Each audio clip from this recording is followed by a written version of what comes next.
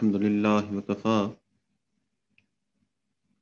الحمد لله وكفى وسلام على عباده الذين اصطفى أما بعد.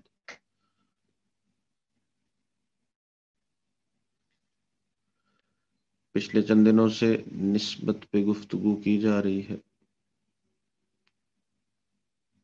اور نسبت کی تعریف بھی کی گئی کہ نسبت یہ ہے، حضرت اقتستانوی رحمۃ اللہ علیہ نے فرمایا کہ نسبت یہ ہے کہ انسان کو اطاعت دائمی نصیب ہو جائے، کہ زندگی کا بہت ہی تھوڑا وقت نافرمانی میں گزرے اور غالب ذکر نصیب ہو جائے، کہ اکثر اوقات جو ہے وہ اللہ کی یاد میں گزرے۔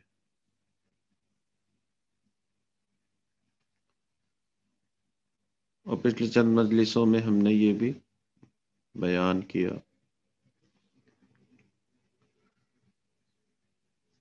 کہ کیا واقعتاً یہ پاسبل ہے ایسی زندگی کہ جس میں گناہ آلموسٹ نہیں ہے اور جس کے اندر ہر وقت اللہ کی یاد ہے؟ تو اس کے عقلی دلائل بھی دیے گئے کہ دنیا میں صرف اللہ کی یاد نہیں، بہت ساری ایسی چیزیں ہیں جو انسان کے وجود کا حصہ بن جاتی ہیں، جو پہلے وجود میں نہیں ہوتی پھر ان کا حصہ بن جاتی۔ اسی طرح قرآن اور حدیث سے بھی دلیل دی گئی کہ جی ایسے لوگ ہوتے ہیں۔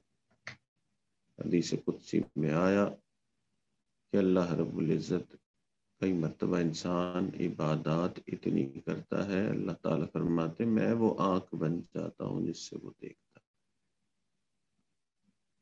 اور تیسرا کچھ مثالیں بھی دی گئی ان صاحب نسبت لوگوں کی۔ چنانچہ کل کی مجلس میں منِ شاہ رحمۃ اللہ علیہ کی مثال دی گئی کہ حضرت مولانا قاسم نانوتوی رحمۃ اللہ علیہ نے دارالعلوم کا سنگ بنیاد ان سے رکھوایا، اور ان کی جو صفت انہوں نے بیان کی وہ یہ تھی کہ گناہ کرنا تو دور کی بات، گناہ کے بارے میں انہوں نے کبھی سوچا بھی نہیں ہوگا۔ تو انسان کی زندگی میں ذکر غالب آ جاتا ہے اور گناہ جو ہے وہ چھوٹ جاتے ہیں، تو یہ صاحب نسبت بندہ ہوتا ہے۔ کئی مرتبہ اللہ تعالیٰ اس صاحب نسبت بندے کو لوگوں میں مشہور بھی فرما دیتے ہیں، اور کئی مرتبہ یہ صاحب نسبت اولیاء کرام چھپی ہوئی شخصیات ہوتے ہیں۔ آج کے اس مجلس میں یہ بیان کرنا ہے کہ یہ نسبت حاصل ہوتی کیسے ہے۔ مشائخ نے لکھا کہ اس نسبت کو حاصل کرنے کے دو جز ہیں، ایک ذکر کی کثرت اور دوسرا شیخ کی صحبت اور شیخ کی توجہ۔ ذکر کی کثرت سے انسان کا دل سے ہر گناہ ختم ہو جاتا ہے، گناہ کرنے کا شوق بھی ختم ہو جاتا ہے۔ نبی علیہ السلام نے ارشاد فرمایا ذکر اللہ شفاء القلوب، کہ اللہ کا ذکر جو ہے وہ دلوں کی شفا ہے۔ تو انسان جو ذکر کرے گا اور پابندی سے کرے گا، یہ ممکن نہیں ہے کہ دل کے اندر، سوچ کے اندر، خواہشات کے اندر تبدیلی نہ آئے۔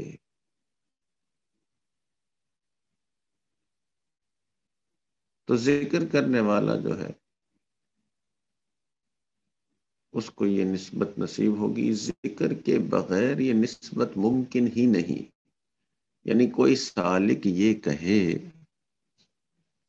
کہ میں ذکر تو نہیں کرتا اور کچھ ایسی صورتحال بن جائے کہ میں صاحب نسبت بن جاؤں، یہ پاسبل نہیں ہے۔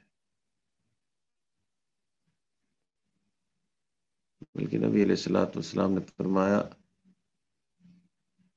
مثل الذی یذکر ربہ والذی لا یذکر ربہ مثل الحی والمیت، مثال اس شخص کی جو ذکر کرتا ہے زندہ کی ہے، اور مثال اس شخص کی جو ذکر نہیں کرتا وہ مردہ کی ہے۔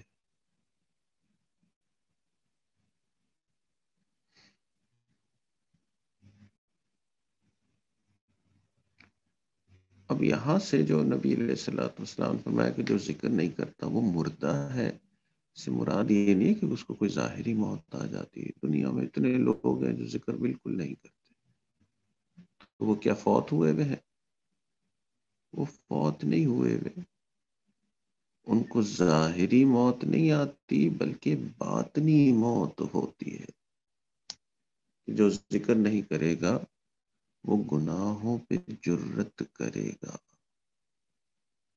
اور جو ذکر کرے گا اس کے دل کو شفا ملے گی، اس کو گناہوں پہ جرت نہیں ہوگی، حتیٰ کہ ذکر کی کثرت کرتے کرتے وہ گناہوں سے بالکل پاک ہو جائے گا، اس کی سوچ بھی گناہوں سے پاک ہو جائے گی۔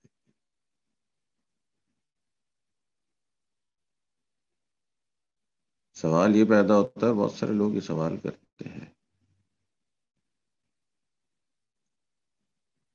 کہ کتنا ذکر کرنا چاہیے، تو مشائخ نے جواب دیا کہ اللہ تعالیٰ نے ذکر کثیر کا تذکرہ فرمایا ہے۔ یا ایہا الذین آمنوا اذکروا اللہ ذکرا کثیرا، تم ذکر کرو کثرت کے ساتھ، خوب ذکر کرو۔ نبی علیہ الصلوۃ والسلام نے فرمایا کہ تم اتنا ذکر کرو کہ لوگ تمہیں مجنون کہیں۔ اللہ، اور ایک حدیث میں ہے لا یؤمن احدکم حتی یقال له انه مجنون، کہ تم میں سے کوئی اس وقت تک ایمان نہیں لائے گا جب تک کہ تمہیں یہ نہ کہہ دیا جائے کہ یہ تو دیوانہ ہے۔ تو دیوانہ وار ذکر کرنے کا۔ تاہم آج کی جو زندگیاں ہماری ہیں ان کو سامنے رکھتے ہوئے مشائخ نے ترتیب بنائی اور ذکر کے لیے کچھ چیزیں بیان کی، کچھ معمولات دیے۔ ہمارے سلسلہ عالیہ نقشبندیہ میں استغفار، درود شریف، تلاوت کی اور مراقبے کی پابندی کا تذکرہ، اور اس کے ساتھ ساتھ وقوف قلبی کا تذکرہ ہے، اور اس میں سب سے اہم جو ہے وہ ہے مراقبہ۔ تو مشائخ مراقبے کی تلقین کرتے ہیں۔ ابتداً سالک سے یہی کہا جاتا ہے کہ جی 10 منٹ صبح اور 10 منٹ شام ذکر کریں، اور آہستہ آہستہ طبیعت لگتی ہے تو مشائخ اس وقت کو بھی بڑھاتے ہیں، اور ایسے سالک جو پابندی کر رہے ہوتے ہیں ان کے اسباق کو بھی بڑھاتے ہیں۔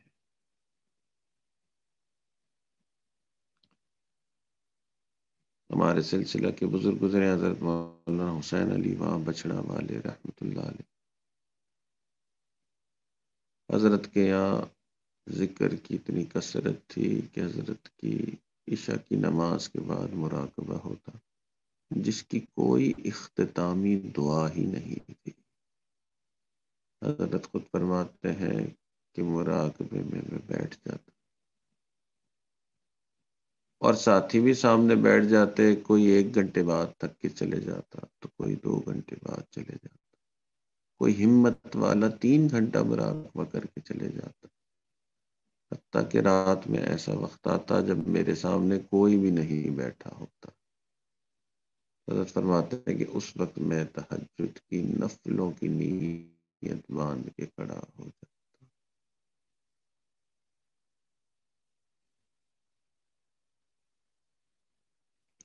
امریکہ میں ایک ریسرچ ہوئی اور اس ریسرچ کا موضوع تھا کہ کسی چیز میں ایکسپرٹیز حاصل کرنے کے لیے اس چیز میں کتنے گھنٹے لگانے چاہیے۔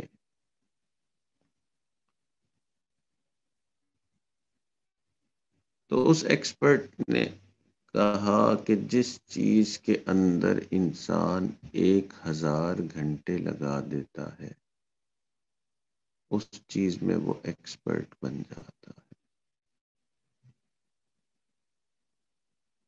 اور یہ ریسرچ کچھ علماء مشائخ کے سامنے رکھی گئی تو مشائخ نے بھی تصدیق کی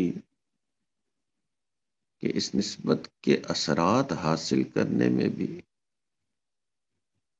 اگر 1000 گھنٹے لگ جائیں تو یہ نسبت حاصل ہو سکتی۔ تو مثال کے طور پہ اگر کوئی شخص پابندی سے 1 گھنٹہ مراقبہ کرتا ہے تو کم و بیش 3 سال میں یہ نسبت حاصل ہو سکتی ہے اگر گناہوں سے پرہیز کرے، اگر اس ریسرچ کو سامنے رکھا جائے۔ اور اگر کوئی سالک ہر روز آدھا گھنٹہ مراقبہ کرتا ہے تو ٹائم زیادہ لگ جائے گا، تو کم و بیش 6 سال لگ جائیں گے۔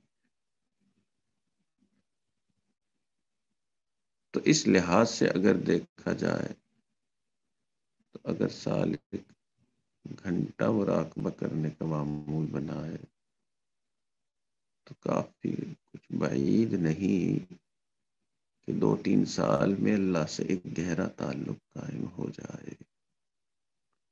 اللہ تعالی ہمیں اپنا خاص تعلق نصیب فرمائے، اپنی سچی محبت نصیب فرمائے۔ آخر دعوانا ان الحمدللہ رب العالمین۔ دعا کریں۔ الحمدللہ رب العالمین والصلاة والسلام على سید الانبیاء والمرسلین۔ اللہم انا نسألک علما نافعا وعملا متقبلا ولسانا ذاکرا وقلبا خاشعا ورزقا واسعا وشفاء من كل داء۔ وصلی اللہ تعالی علی حبیبہ سیدنا محمد وعلی آلہ واصحابہ اجمعین برحمتک یا ارحم الراحمین۔